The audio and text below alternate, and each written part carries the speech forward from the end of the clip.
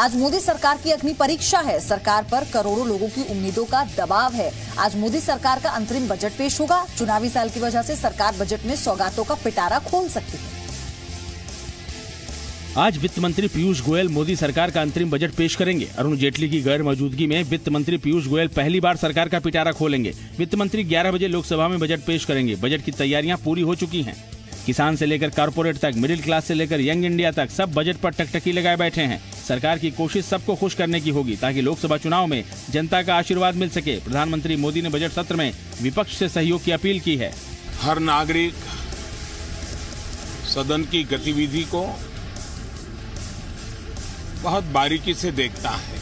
मुझे विश्वास है इस गंभीरता को सभी लोग स्वीकार करेंगे। वित्त मंत्री पीयूष गोयल आज बजट में किसानों के लिए बड़े ऐलान कर सकते हैं। चुनावी साल की वजह से बजट में लोक लुभावन घोषणाओं की झड़ी लग सकती है। मोदी सरकार इस बजट में किसानों, छोटे व्यापारियों और मध्यम वर्ग के लिए बड़े ऐलान कर सकती है। सूत्रों के मुताबिक 3 राज्यों में हार के बाद मोदी सरकार ने किसानों के लिए बड़ा पैकेज तैयार किया है, जिसका बजट में ऐलान हो सकता है। किसान हमारे अन्नदाता को उन्होंने पूरी तरजीह दी है, चाहे फसल बीमा योजना हो या स्प्रिंकलर योजना हो या लोन की किसान के लिए लोन की योजना हो या एमएसपी को 1.5 गुना तक बढ़ाने की योजना हो। तेलंगाना और ओडिशा की तर्ज पर किसानों के लिए बुआई का खर्च सरकार उठा सकती है। शिवराज सरकार द्वारा शुरू की गई भावांतर योजना को भी पूरे देश में लागू किया जा सकता है। मत्स्य पालन, दुग्ध उत्पादन और मधुमक्खी पालन में लगे लोगों को भी किसान क्रेडिट कार्ड दिया जा सकता है। इतना ही नहीं, फसल बीमा योजना में किसानों का प्रीमियम भी सरकार दे सकती है। किसानों को और सस्ती दर पर कर्ज देने का भी ऐलान हो सकता है। जब बजट प्रस्तुत किया गया था और चुनावी बजट था तो 70,000 करोड़ रुपए का पैकेज दिया गया था। तब के विपक्ष में भारतीय जनता पार्टी ने उसका स्वागत किया था। हर व्यक्ति ने किसानों को मिली राहत को, चाहे जिस अवसर पर, जब भी, जैसे भी, जिसके भी द्वारा मिले, उसका स्वागत किया जाना चाहिए। तो मोदी सरकार का ये अंतरिम बजट है। देश की बड़ी आबादी से जानना और समझना चाहते हैं कि आखिर आम बजट और अंतरिम बजट में क्या फर्क होता है। लोकसभा चुनाव की वजह से इस बार अंतरिम बजट पेश किया जाएगा। 1948 से शुरू हुई चुनावी साल में अंतरिम बजट की परंपरा आज भी जारी है। अंतरिम बजट आम बजट से अलग होता है। हर चुनावी साल में अंतरिम बजट पेश किया जाता है। अंतरिम बजट में शुरुआती 4 महीनों का बजट पेश होता है, यानी अप्रैल, मई, जून और जुलाई के लिए अंतरिम बजट पेश होगा। लोकसभा चुनाव के बाद नई सरकार जुलाई में पूर्ण बजट पेश करेगी। अंतरिम बजट के बाद नए वित्त वर्ष के शुरुआती 4 महीनों के खर्च के लिए संसद से मंजूरी मांगी जाएगी। जुलाई में आर्थिक सर्वेक्षण पेश किया जाएगा। मिडिल क्लास और कारोबारियों को भी मोदी सरकार के अंतरिम बजट से बड़ी उम्मीद है। वित्त मंत्री आयकर छूट के साथ कारोबारियों को ब्याज छूट, बेरोजगारों को रोजगार के अवसर भी दे सकती है। मोदी सरकार के अंतरिम बजट में मिडिल क्लास के लिए टैक्स छूट की सीमा बढ़ाई जा सकती है, जिससे सेक्शन 80C का दायरा बढ़ सकता है। एनपीएस के तहत भी टैक्स छूट बढ़ाई जा सकती है। मिडिल क्लास के लिए आयकर छूट की सीमा 2.5 से बढ़कर 3 लाख से 5 लाख रुपए की जा सकती है। 80C के तहत टैक्स छूट 1.5 लाख से बढ़ाकर 2 लाख हो सकती है। मिडिल क्लास को होम लोन ब्याज पर टैक्स छूट की सीमा 2 लाख से बढ़ाकर 3 लाख का ऐलान किया जा सकता है। टैक्स छूट में मेडिकल और यात्रा भत्तों के खर्च की भी सीमा बढ़ सकती है। The current government wants to impress upon the people that अच्छे दिन आएंगे, so they want to maybe do something good, so hopefully it will be a feel good budget. हम लोग सैलरीड एम्प्लॉइज हैं, तो हमारी एक्सपेक्टेशन है कि अगर हमारा टैक्स स्लैब चेंज हो जाए तो बहुत अच्छा रहेगा। बजट में व्यापारियों को जीएसटी में और राहत की उम्मीद है। बजट में जेम्स एंड ज्वेलरी सेक्टर के अलावा कारोबारियों को राहत दी जा सकती है। टैक्सेशन की रेट कम होनी चाहिए। हम पहली बार मोदी सरकार से उम्मीद करते हैं वो मध्य वर्ग के लोगों के लिए भी एक लोक लुभावन बजट लाए, क्योंकि एक बहुत बड़ा तबका है। देश की जीडीपी में चेक करें उसको कि जो स्मॉल स्केल इंडस्ट्री का है योगदान कहीं कम तो नहीं हो गया है। बजट में घरेलू सामान की कीमतों में कमी का भी ऐलान हो सकता है। लोकसभा चुनाव से पहले सरकार युवाओं को रोजगार के नए मौके दे सकती है।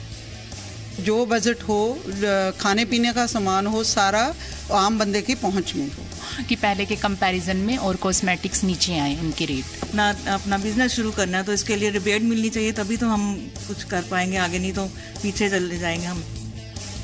वहीं रोजगार के आंकड़ों पर नीति आयोग ने सफाई दी है। नीति आयोग ने कहा कि अभी डेटा कलेक्शन का काम जारी है। बेरोजगारी को लेकर नेशनल सैंपल सर्वे ऑफिस के आंकड़ों पर सरकार ने कहा है कि अभी ये आंकड़े अंतिम नहीं हैं। दरअसल एक रिपोर्ट में दावा किया गया है कि 2017-18 में देश में बेरोजगारी की दर 6.1% रही, जो पिछले 45 सालों में सबसे ज्यादा है। बिल्कुल नया तरीके से डेटा कलेक्ट हो रहा है। इस बार, जो पहले कभी नहीं होता था। और दूसरा ये कि उसका एक तरह से वेरिफिकेशन जो है वो भी बहुत ज़रूरी है। तो ये डेटा क्योंकि नहीं हुआ है और ये डेटा अभी भी प्रोसेस हो रहा है, तो इसीलिए सरकार ने इस रिपोर्ट को अभी तक रिलीज नहीं किया था। कांग्रेस अध्यक्ष राहुल गांधी ने अखबार की रिपोर्ट को आधार बनाते हुए सरकार को रोजगार के मोर्चे पर नाकाम बताया था। First of all, it's not the official data, it appears to be leaked by somebody, we don't know whether is correct. Prayagraj में जारी बीएचपी की धर्म संसद में आज राम मंदिर पर चर्चा होगी। दोपहर 1 बजे से प्रयागराज में धर्म संसद शुरू होगी और 2 बजे के बाद संघ प्रमुख मोहन भागवत धर्म संसद को संबोधित करेंगे। धर्म संसद में आज राम मंदिर निर्माण के रोड मैप पर बात होगी। सरकार का काम केवल बीच की बाधाएं हटाना है। मंदिर का निर्माण तो हिंदू समाज करेगा, मंदिर का निर्माण तो संत करेंगे, कोई सरकार तो करेगी नहीं।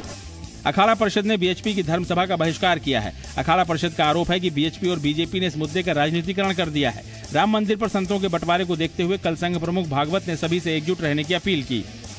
डॉक्टर अंबेडकर साहब ने हमको भारत के साथ एकनिष्ठ रहने की सीख दी है। जो पहले से हम कर रहे थे उन्होंने दोहराया है। नए सीबीआई डायरेक्टर के चुनाव के लिए आज अहम बैठक होने जा रही है।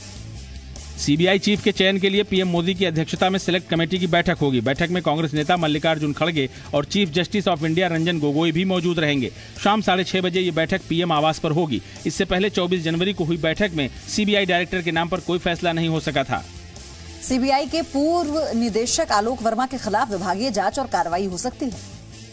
सूत्रों के मुताबिक आलोक वर्मा के खिलाफ ये कार्रवाई नौकरी के नियमों को तोड़ने की वजह से हो सकती है। दरअसल सरकार ने 10 जनवरी को उन्हें सीबीआई निदेशक के पद से हटाकर फायर सर्विसेज, सिविल डिफेंस और होमगार्ड्स का महानिदेशक बना दिया था। आलोक वर्मा ने नए पद पर ज्वाइन नहीं किया और छुट्टी पर चले गए, जिसके बाद गृह मंत्रालय ने उन्हें रिमाइंडर भेजकर ज्वाइन करने को कहा था।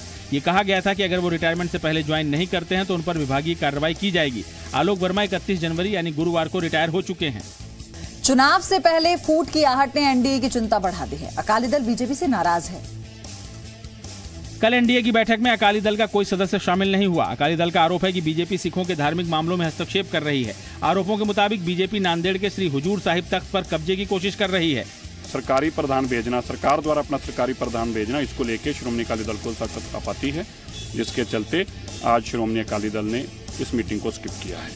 एनडीए के दूसरे सहयोगियों ने फिर एक बार मोदी सरकार बनने और सभी के एकजुट होने का दावा किया। अगले चुनाव में नरेंद्र मोदी जी के नेतृत्व में फिर से सरकार बने और अजय बहुमत से बने, इसके लिए जो है हौसला बुलंद करके रन में जाना है, युद्ध में जाना है और युद्ध को फतह करना है। अंतरिम बजट पेश किए जाने से पहले गुरुवार को सरकार ने सर्वदलीय बैठक बुलाई। बैठक में पीएम ने सभी को धन्यवाद दिया और कहा कि मैं सदन में नया था, सभी के साथ होने से काफी अनुभव मिला। पीएम मोदी ने सभी दलों से आखिरी सत्र में खुलकर बहस करने को कहा। विपक्षी दलों ने सरकार से इस सत्र में विवादित बिल पेश नहीं करने की मांग की। टीएमसी ने बजट के बाद कार्यवाही के बाद बची 240 मिनटों में 48 बिल को लिस्ट करने पर सवाल उठाए। उन लोगों ने 48 बिल लिस्ट किया, लेकिन टाइम है सिर्फ 240 मिनट। मुख्यतः जिस राष्ट्रीय जनता दल ने एक तो एजेंसियों के दुरुपयोग पे और किस तरह से सरकार पिछले 5-4.5 साल से एजेंसियों का इस्तेमाल करती आई है ऑपोजिशन को डराने की। राज्यसभा में खास करके क्या करते हैं उसका ऊपर निर्भर है। 4-5 दिन का पूरा खेल है।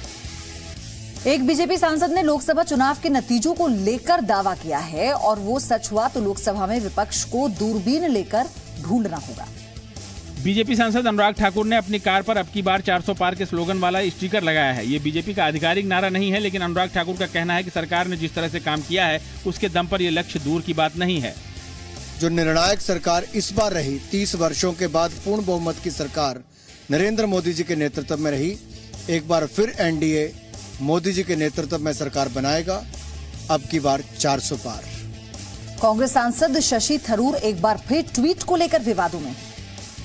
कांग्रेस सांसद शशि थरूर एक बार फिर अपने ट्वीट को लेकर विवादों में है। थरूर ने ट्वीट में लिखा है, हिंदी, हिंदू और हिंदुत्व की विचारधारा हमारे देश को बांट रही है। हमें एकता की जरूरत है, एकरूपता की नहीं। बीजेपी ने थरूर के ट्वीट को हिंदुओं का अपमान बताया है। जिस प्रकार बार बार हिंदू धर्म के ऊपर कांग्रेस पार्टी आघात करती है, यह अत्यंत ही दुखद है और कहीं न कहीं कांग्रेस पार्टी के असली चेहरे को दर्शाती है। एक ट्वीट के जरिए आरोप लगाया गया था कि मुंबई एयरपोर्ट पर एक छात्र को इसलिए रोक दिया गया क्योंकि उसे हिंदी नहीं आती थी। थरूर ने इसी ट्वीट को रीट्वीट किया है। जम्मू कश्मीर के पुलवामा में सुरक्षा बलों ने 2 आतंकियों को मार गिराया। पुलवामा में आतंकियों के होने की खबर के बाद सुरक्षा बलों ने कॉर्डन एंड सर्च ऑपरेशन शुरू किया। एक घर में आतंकियों के छिपे होने की सूचना थी। सुरक्षा बलों से घिरता देख आतंकियों ने उन पर फायरिंग शुरू कर दी। घर में 2 से 3 आतंकी छिपे हुए हैं। एहतियात के तौर पर पूरे इलाके में मोबाइल और इंटरनेट सर्विस बंद कर दी गई है। मोदी सरकार ने सेना के हाथ मजबूत करने के लिए 2 बड़े फैसले लिए हैं। रक्षा मंत्रालय ने नौसेना के लिए 6 पनडुब्बियां बनाए जाने को मंजूरी दे दी है। ये पनडुब्बी भारत में ही बनाई जाएंगी। इसमें 40,000 करोड़ रुपए की लागत आएगी। वहीं थल सेना के लिए 5,000 एंटी टैंक मिसाइल खरीदने को भी सरकार से मंजूरी मिल गई है। 2019 में रक्षा क्षेत्र में सरकार का ये अब तक का सबसे बड़ा फैसला है। फ्रांस के साथ स्कॉर्पियन डील के बाद नौसेना के लिए 6 और पनडुब्बियों की जरूरत लंबे वक्त से महसूस की जा रही थी। वहीं पाकिस्तान ने भारत को चिनाब बेसिन के निरीक्षण के लिए आमंत्रित किया है।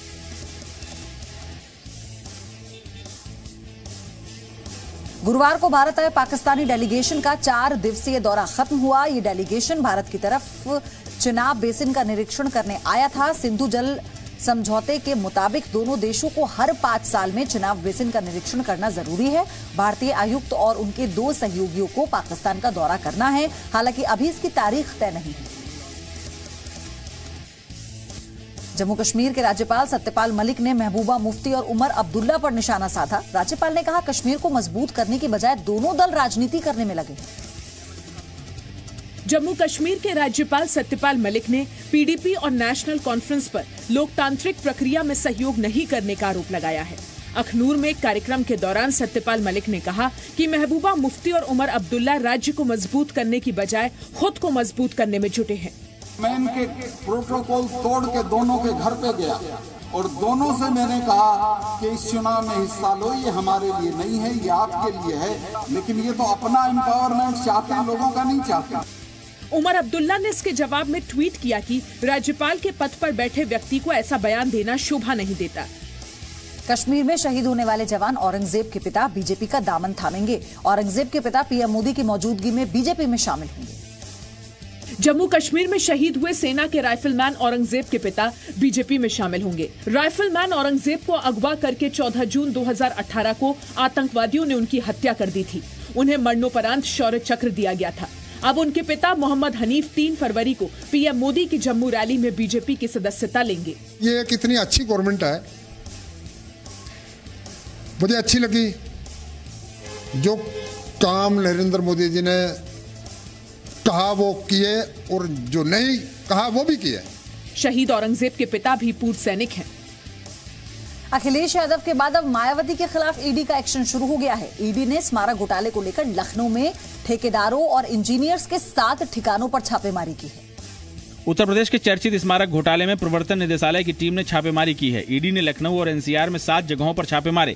बताया जा रहा है कि जिन लोगों के ठिकानों पर छापेमारी हुई है वे बीएसपी अध्यक्ष और यूपी की पूर्व मुख्यमंत्री मायावती के करीबी हैं। मायावती ने 2007 से 2012 के बीच अपने कार्यकाल के दौरान लखनऊ और नोएडा में अम्बेडकर स्मारक परिवर्तन स्थल, कांसीराम स्मारक स्थल, गौतम बुद्ध उपवन जैसे कई स्मारक बनवाए थे। आरोप है कि इन स्मारकों के निर्माण में सरकारी खजाने के 111 करोड़ रुपए का दुरुपयोग किया गया था।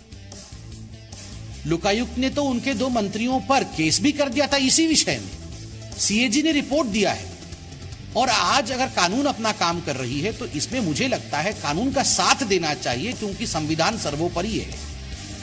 ऑगस्टा वेस्टलैंड केस में पकड़े गए दोनों आरोपियों को रिमांड पर भेज दिया गया। रिमांड के दौरान ईडी के सवालों पर आरोपी कई खुलासे कर सकते हैं। ऑगस्टा वेस्टलैंड केस में आरोपी दीपक तलवार और राजीव सक्सेना को पुलिस रिमांड पर भेज दिया गया है। दिल्ली की विशेष अदालत ने राजीव सक्सेना को 4 दिन और दीपक तलवार को 7 दिनों की रिमांड पर भेजा है। बुधवार को दोनों आरोपियों को दुबई से दिल्ली लाया गया था। दोनों पर ऑगस्टा हेलीकॉप्टर डील में मनी लॉन्ड्रिंग करने का आरोप है। जांच एजेंसियों के मुताबिक राजीव सक्सेना वकील गौतम खेतान का करीबी है। खेतान भी ऑगस्टा मामले में ईडी की कस्टडी में है। सरकार ने फिर एयर इंडिया को बेचने की तैयारी की है। सूत्रों के मुताबिक इस बार सरकार एयर इंडिया की पूरी 100% हिस्सेदारी बेच सकती है। घाटे में चल रहे एयर इंडिया को बेचने के लिए सरकार फिर कोशिश कर सकती है। सूत्रों के मुताबिक सरकार इस बार 100% हिस्सेदारी बेचने की तैयारी कर रही है, जबकि पिछली बार सिर्फ 74% बेचे जाने की बात थी। सूत्रों के मुताबिक पिछली बार सरकार 26% हिस्सेदारी अपने पास रखना चाहती थी, जिसकी वजह से किसी खरीदार ने एयर इंडिया में दिलचस्पी नहीं दिखाई। वहीं एयर इंडिया पर 25,000 करोड़ का कर्ज भी एक बड़ी वजह है। सूत्रों के मुताबिक इसे देखते हुए सरकार कर्ज का बड़ा हिस्सा एसपीवी यानी स्पेशल पर्पस व्हीकल की तरफ डाल सकती है, जिससे एयर इंडिया को खरीदने वाली कंपनी पर कम दबाव पड़ेगा।